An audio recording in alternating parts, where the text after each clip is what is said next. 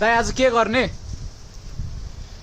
यो आज एफजेडएस सर्भिसिङ गर्दैछु। हेर्नु, त्यसमाथि अब यो फिल्टर बक्सलाई झिकेर हामीले यसमा चाहिँ यो केएन फिल्टर इन्स्टल गरेर यसको आवाज कस्तो छ त्यसको रिभ्यू चेक गर्न लागेको छु। फिल्टर निकाले है।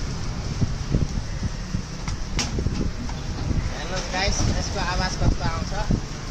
Installing K N filter.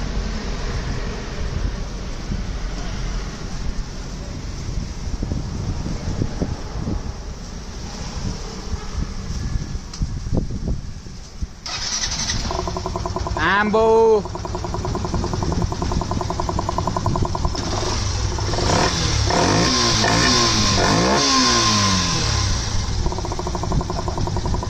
ताना जस्तो पड्किन्छ त हौ। आम्मा ल एरोप्लेनै आयौँ तपाईँ। बनाउनुपर्छ ल गाइस, साइलेन्सर एक्जस्ट किन चाहियो? यो एयर फिल्टर काफी छ त हामीलाई। कस्तो मिठो साउन्ड आउने भनेको त।